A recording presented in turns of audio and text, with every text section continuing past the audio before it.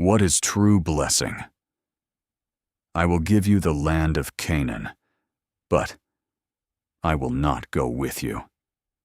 If God said this to you, would you be okay? Your life is secure, your problems are solved, but God is not there. Is that really a blessing? After the golden calf, Israel survived, but God said, I will not go with you. They have Canaan, but not God. That is not a blessing. The people begin to realize the problem was not their circumstances, it was their relationship with God. So they remove their ornaments. They let go of what is outward. And for the first time, their hearts become poor. What they truly needed was God. Moses knows this is not about strategy or direction. What they need is to meet God. So he sets up a tent outside the camp, a place set apart, a place emptied. God is not met everywhere. He is met where everything else is removed. When Moses enters the tent, the people rise. They cannot come near, but they cannot look away. Even from a distance, they look toward God. Longing becomes worship. Then, the cloud descends. God comes down, and he speaks with Moses like a friend. But this is not restoration. God still said, I will not go with them. There's only one connection through Moses. Moses asks for one thing. Lord, go with us. Do not leave us. You said, I know you by name.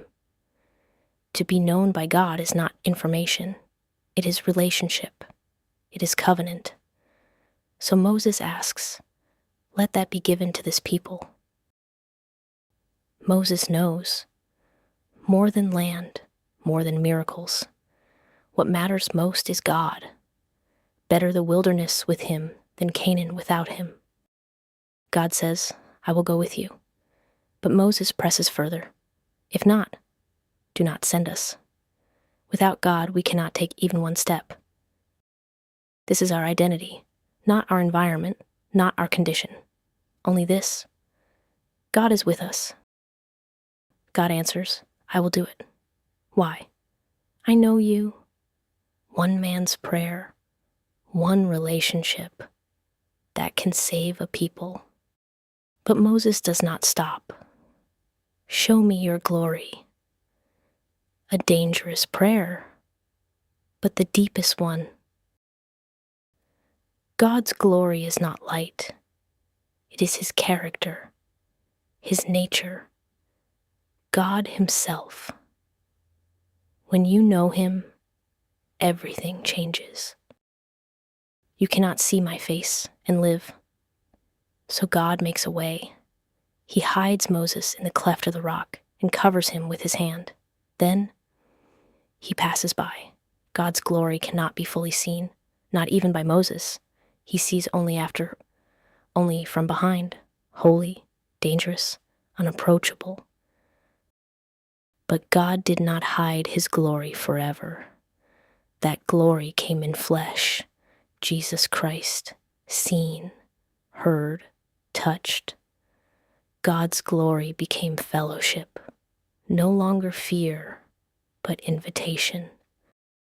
The climax is the cross. The lifting up is answered by resurrection. God's glory becomes self-giving love. So now we know. Those who seek his glory move toward the cross, the place where God gave himself. So what should we do? Like Moses, we must build a place, an empty place, a humble place. Only there do we meet God. Only there do we hear him. Even now, God says, I will go with you. One question remains. Do you want him? To know God, to know Christ. That is everything. Do you truly want God? Amen. Exodus chapter 33, World English Bible. The Lord spoke to Moses, "Depart, go up from here, you and the people that you have brought up out of the land of Egypt, to the land of which I swore to Abraham, to Isaac, and to Jacob, saying, I will give it to your offspring. I will send an angel before you, and I will drive out the Canaanite, the Amorite, and the Hittite, and the Perizzite, the Hivite, and the Jebusite. Go to a land flowing with milk and honey. But I will not go up among you, for you are a stiff-necked people, lest I consume you on the way." When the people heard this evil news, they mourned, and no one put on his jewelry. The Lord had said to Moses, "Tell the children of Israel, you are a stiff-necked people.